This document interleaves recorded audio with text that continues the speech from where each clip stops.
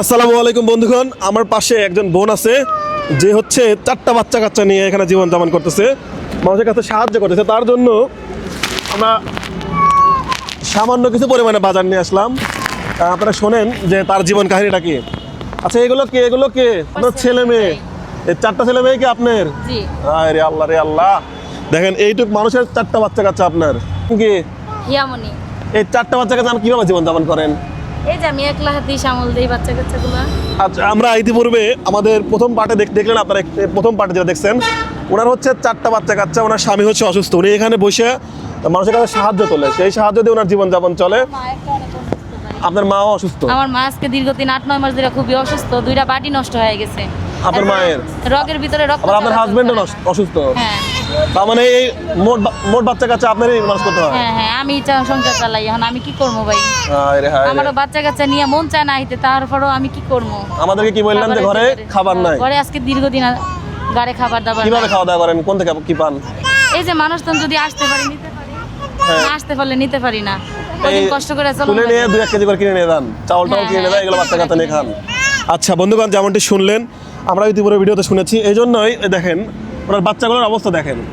আমাকে বলতেছে ভাই আমার ঘরে খাবার দাবারও নাই, সেই জন্য ওনার জন্য এর 1 বস্তা চাউল, একটা মুরগি এবং একটা তেল নিয়ে আসলাম, আর সামান্য কিছু টাকা দিছি ওনাকে। হ্যাঁ? কেমন হয় বলেন তো? ভালো হয়েছে।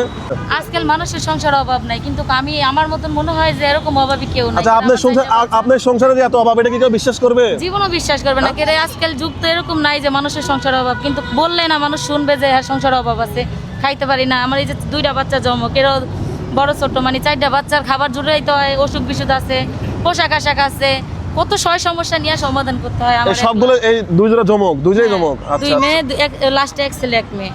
এগুলো জমক? হ্যাঁ ভাই। ওর বাবার কি সমস্যা? ওর বাবার সমস্যা কি? ওর বাবা এমনি অসুস্থ, কিন্তু কোনো কাজ কাম করতে পারে না। কাজ কাম করতে পারে না? এমনি আচ্ছা। উপর থেকে সবাই সুস্থ মনে করে যে সুস্থ আছে, কিন্তু কিছু করতে পারে না। এখন এই আপনি চায়া চিন্তা নিয়ে এইভাবে সংসারটা চালাচ্ছেন। হ্যাঁ ভাই। তো এই যে আপনার জন্য সামান্য কিছু বাজারে যে দেখেন, ভাই অনেক খুশি হয়েছি আমি, আল্লাহর রহমতে। আল্লাহ আগে দেখেন কি কি আছে। এখানে হচ্ছে 2 লিটার একটা সয়াবিন তেলের বোতল আছে, হচ্ছে একটা মুরগি, যেহেতু আজকে হচ্ছে পবিত্র শবে বরাত, একটা মুরগি, আর এটা হচ্ছে আপনার 25 কেজি চাউলের বস্তা, আর টাকা তো আরো কিছু দিছি, আরো কিছু দিচ্ছি। এগুলো নিয়ে আজকে আর বাইরে যাওয়ার দরকার নেই, এগুলো নিয়ে পোলাপান নিয়ে খানগা, ঠিক আছে?